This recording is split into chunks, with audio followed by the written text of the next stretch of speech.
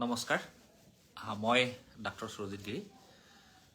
মই এটা বিশেষ সকামত আপোনালোকৰ ওচৰলৈ ফেচবুক লাইভত আহিছোঁ আমাৰ গ্ৰন্থ ভেনম আৰ্মি আৰু সেয়া আমি উন্মোচন কৰিবলৈ লৈছোঁ আজি আৰু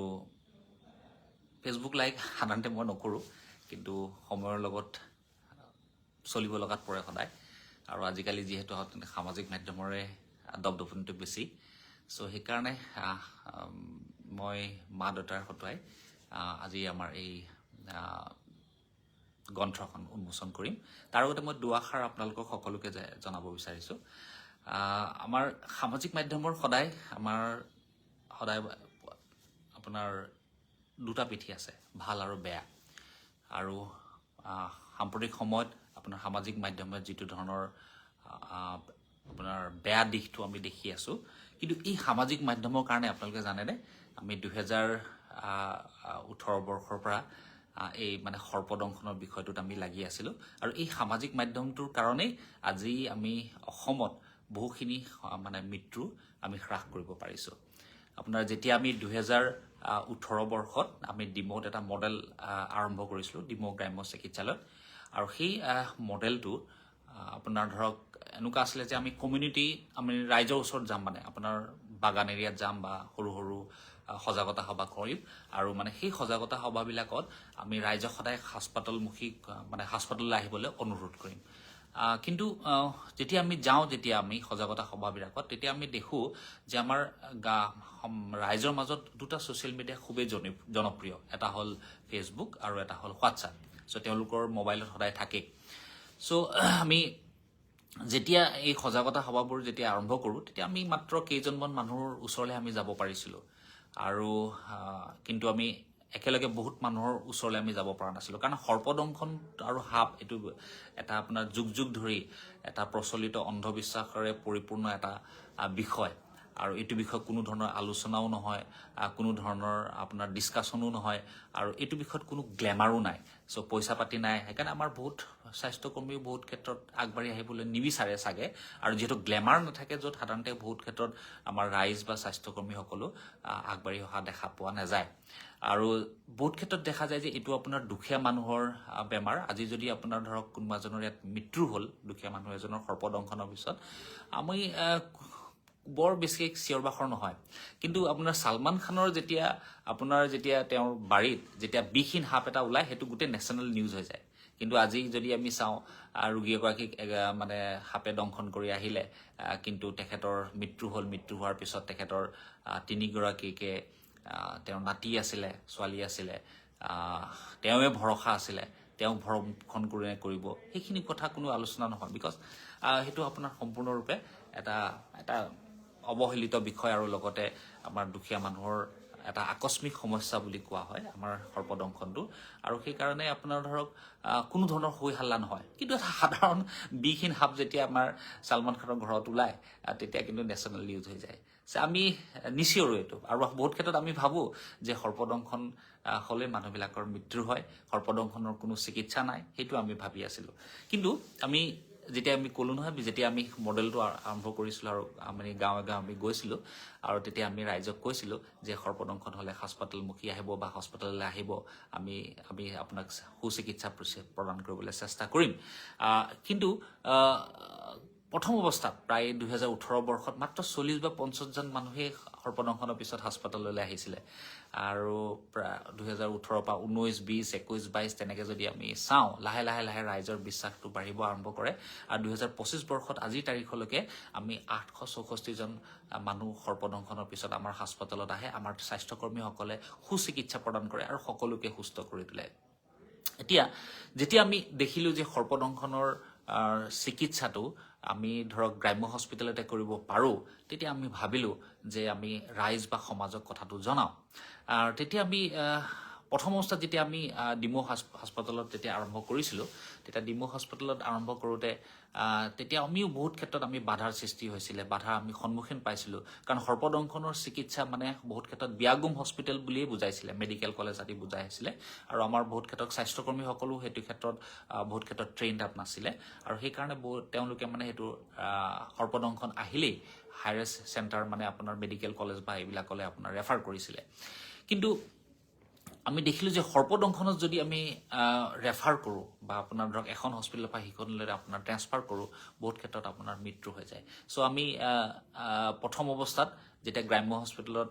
মানে ডিমৌ গ্ৰাম্য হস্পিটেলত আৰম্ভ কৰিব বিচাৰিছিলোঁ 2018 বৰ্ষত তেতিয়াও আমি ভয় খাই আছিলোঁ কাৰণ বহুত তেতিয়া আমাক শিকোৱা হৈছিলে যে সৰ্পদংশনৰ চিকিৎসাবোৰ বিয়াগুম হস্পিটেলত কৰিব লাগে ICU থাকিব লাগিব আনুষংগিক সা সুবিধা থাকিব লাগিব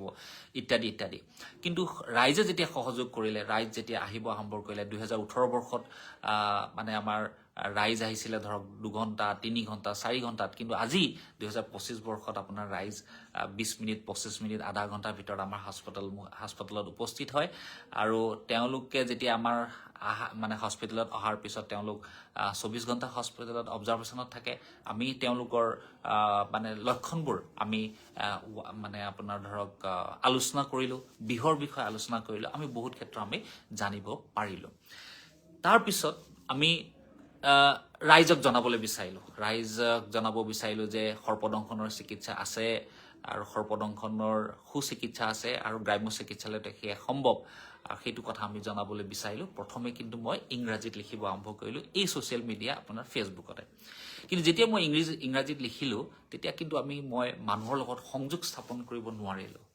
কাৰণ আপোনাৰ ধৰক আমাৰ সমস্যাটো আমাৰ গাঁৱলীয়া সমস্যা আৰু এই গাঁৱলীয়া সমস্যাটোত আপোনাৰ মই যদি ইংৰাজীত লিখোঁ তেনেহ'লে আপোনাৰ ধৰক মানুহবিলাকৰ লগত কেনেকৈ আমি সংযোগ স্থাপন কৰিম চ' সেইকাৰণে মই লাহে লাহে আমাৰ মাতৃভাষা অসমীয়াত লিখিব আৰম্ভ কৰিলোঁ আৰু অসমীয়াত লিখিবলৈ আৰম্ভ কৰাৰ পিছত আপোনালোকে জানি আচৰিত হ'ব আজি যদি মই লিখোঁ তেনেহ'লে শদিয়াৰ পৰা ধুবুৰীলৈকে সেই আপোনাৰ বিষয়টো প্ৰচাৰ আৰু প্ৰসাৰ হৈ যায় সেইটোৱে হ'ল আমাৰ বাহাদুৰি আপোনাৰ সামাজিক মাধ্যমৰ কাৰণ আপুনি আজি লিখিলে আপোনাৰ 10জনে শ্বেয়াৰ কৰিলে আৰু সেইটো আপোনাৰ ধৰক নিমিষতে আজি যদি আপোনাৰ এই কথাখিনি ক'লোঁ ছেকেণ্ডত আপোনাৰ আপোনাৰ মানে আপোনাৰ 7 সাগৰ 13 নদী পাৰ কৰি বহুত দূৰলৈকে আপোনাৰ পাব পাৰে আপোনাৰ আমি কি ক'ম এতিয়া আপোনাৰ ধৰক আমি যদি অসমীয়াত লিখিলোহেঁতেন তেনেহ'লে মই ৰাইজৰ লগত বা আমি ৰাইজৰ লগত কেতিয়াও সংযোগ স্থাপন কৰিব নোৱাৰিলোহেঁতেন আৰু আমাৰ যিটো মেছেজ আছিলে যে সৰ্পদংশন হ'লে নুধুব নাবান্ধিব লৰচৰ নকৰিব আৰু তৎক্ষণাত হস্পিটেল আহিব চ' সেইখিনি যদি আমি কেনেকৈ ল'লোহেঁতেন আপোনাৰ বৃহত্তৰ ৰাইজৰ ওচৰলৈ আমি কোনো পৰ্যায়ত যাবলৈ সক্ষম নহ'লোহেঁতেন কিন্তু আমি বৃহত্তৰ ৰাইজৰ ওচৰত আমি যাবলৈ সক্ষম হ'লোঁ একমাত্ৰ অসমীয়া ভাষাৰ কাৰণে আজি মই মাতৃভাষাত যদি মই লিখা মেলা নকৰিলোহেঁতেন তেনেহ'লে মই ৰাইজৰ লগত সংযোগ স্থাপন কৰিব নোৱাৰিলোহেঁতেন গতিকে সেই সুযোগতে এই আপাহতে মোৰ মাতৃভাষাক সদায় চেলুট জনাইছোঁ আৰু এই যিটো নৱজাগৰণ হৈছে আজি ধৰক নৱজাগৰণ এইকাৰণে কৈছোঁ আজি আপোনাৰ 2022 বৰ্ষত আপোনাৰ অসমত 150জন মানুহৰ মৃত্যু আছিলে সৰ্পদংশনত আৰু 2023 বৰ্ষত আমি সেইটো কমাই পেলাই 37লৈ কমালোঁ 2024 বৰ্ষত এইটো কমাই পেলাই 36 হ'লগৈ 36জন হৈ গ'ল আৰু 2025 বৰ্ষত সেইখিনি আমি কমাই 25জনলৈ কমাব পাৰিলোঁ সেইটো জানো নৱজাগৰণ নহয় আৰু তাৰ নৱজাগৰণটো কোনে দিছে সামাজিক মাধ্যমে দিছে আৰু কোনে দিছে আমাৰ অসমীয়া যিটো আমাৰ ভাষা আমাৰ যিটো আছে সেইটোৱে দিছেগৈ আৰু বহুত ক্ষেত্ৰত মই নিজেও ভবা নাছিলোঁ মই কেতিয়াবা আপোনাৰ লিখা মেলা কৰিব পাৰিম বুলিকে কিন্তু সাপে যেন মোক ক'লে হেৰ' ডাক্তৰ গিৰি তই দেখোন অকণমান লিখা মেলা কৰিব পাৰ আৰু তই অকণমান লিখি থাক আৰু এই লিখি থাকিলে আপোনাৰ ধৰক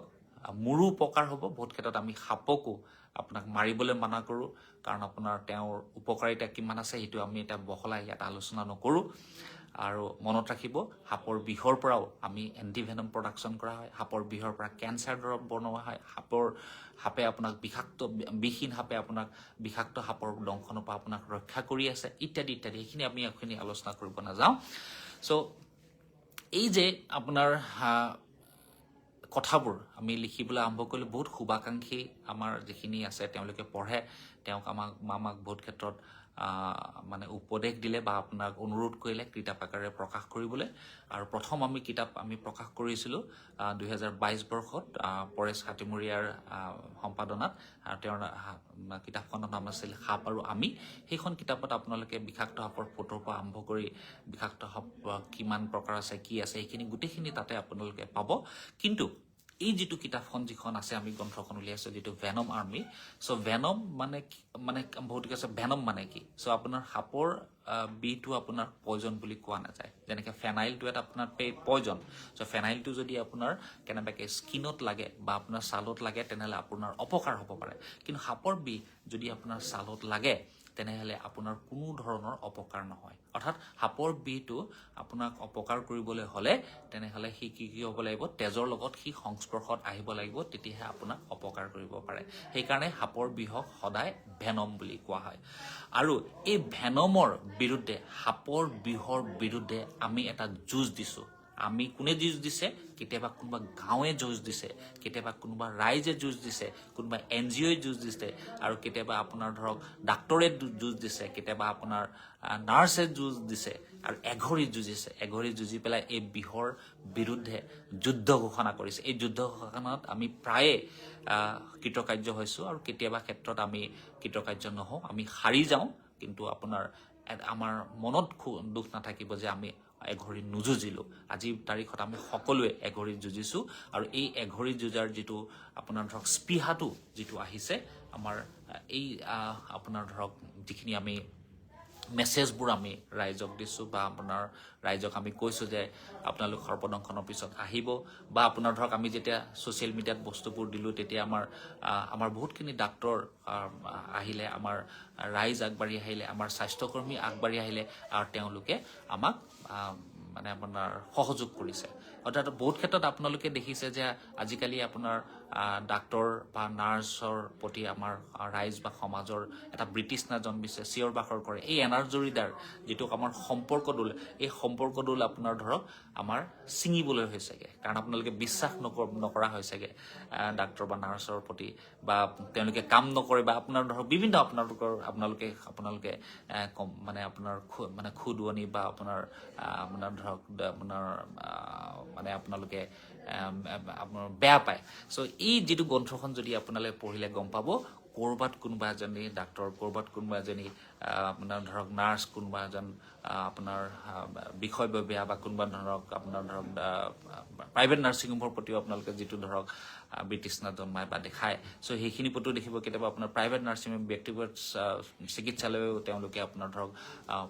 ৰোগীগৰাকীক সুস্থ কৰিবলৈ এঘৰি যুঁজিছে এই এঘৰি যুঁজৰ কাহিনীটোৱে হ'ল আপোনাৰ ধৰক আপোনাৰ ভেনম আৰ্মিৰ কাহিনী চ' ইয়াত আপোনাৰ আজি আমাৰ এই ভেনম আৰ্মিটো আমাৰ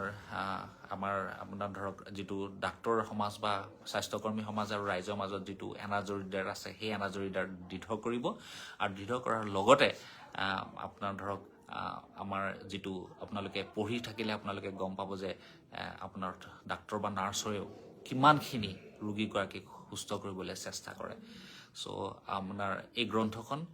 ৰাইজৰ দ্বাৰাই হৈছে আৰু এইটো ৰাইজৰ বাবে উৎসৰ্গিত আৰু এই সুযোগতে মই মোৰ মা দেউতা আছে চ' তেওঁ গ্ৰন্থখন উন্মোচন কৰি দিব আৰু মই মোৰ মা আৰু দেউতাক দেউতা হয় দেখা পাইছে নাই জানো দেখিছে আপুনি দুআষাৰ দেউতাক কৈ দিব পাৰিব দুআষাৰ কৈ দিব পাৰিব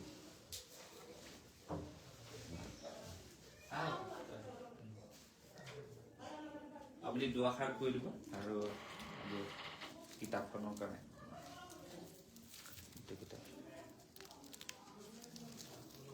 ইতিমধ্যে যিখন পুথি আমি উন্মোচন কৰিবলৈ ওলাইছোঁ সেই পুথিখন বৰ্তমান আমাৰ হাতত আমাৰ পুত্ৰ জ্যেষ্ঠ পুত্ৰ ডক্টৰ সুৰজিৎ গিৰি তেওঁ নিজে ভাবি চিন্তি নিজৰ জীৱনৰ কথা কিছু আপোনালোকৰ বাবে জনাব বিচাৰিছে সেইখিনি আমি পুথি হিচাপে উলিয়াইছোঁ আৰু পুথিখন আপোনালোকৰ আদৰ সাদৰ পাম বুলি আশা কৰিছোঁ কাৰণ আপোনালোকে জানে তেওঁ অকল নিজৰ জীৱনটোৰ কথাটোৱে ভবা নাই সকলো শ্ৰদ্ধেয় ৰাইজৰ সুবিধাৰ্থে তেওঁৰ জীৱনৰ বিষয়ে উত্থান পতনৰ বিষয়ে কিছু কথা আমাক বা আপোনালোকক জনাব বিচাৰিছে সেইখিনিতে আপোনালোকে আদৰি ল'ব বুলি মই আশা কৰিলোঁ তেওঁ অকল ডক্টৰেই নহয় তাৰ বাদেও তেওঁ সৰ্প বিশেষজ্ঞ হিচাপেও সামাজিক কামৰ লগত জড়িত হৈ আছে গতিকে আপোনালোকৰ সকলোৱে তেওঁক আশীৰ্বাদ কৰিব বুলি মই ভাবিলোঁ আৰু আশা কৰিছোঁ আপোনালোকৰ আশীৰ্বাদেৰে তেওঁৰ মংগল হয় তাকে কামনা কৰিলোঁ বুলি কিতাপখন বা পুথিখন দেখা নাপাব পুথিখন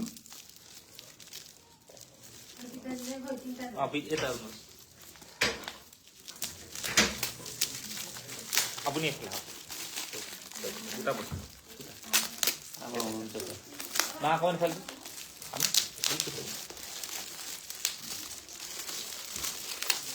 অকল আগ চাইডটো এইটো খুলি লওঁ বহি লওঁ বহি লওঁ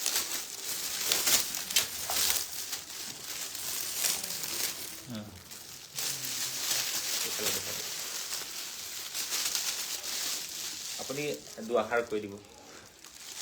দুআষাৰ কৈ দিব আজিৰ দিনটোত এই পুস্তক উন্মোচন কৰিব পাৰি মই বৰ সুখী হৈছোঁ ইয়াৰ দ্বাৰা আপোনালোকৰ ৰাইজৰ উপকাৰ হ'ব সেইটো ভাবে মোৰ এই কিতাপখন উন্মোচন কৰিলোঁ থেংক ইউ মাৰ আষাৰ দুআষাৰ কৈ দিব মই আজি বহুতেই সুখী মোৰ জ্যেষ্ঠ পুত্ৰ ইমান ৰাইজৰ কাৰণে ইমান ত্যাগ কৰি কাম কৰি আছে ঘৰখন চম্ভালিও ঘৰৰ কামখিনি কৰিও আৰু নিজৰ চাকৰি বচাইও ইমান ৰাইজৰ কাম কৰি আছে সেইটো কাৰণে মই বহুত সুখী বহুত আনন্দ আপোনালোকে চবেই আশীৰ্বাদ দিব আৰু পুথিখন পঢ়ি বহুতেই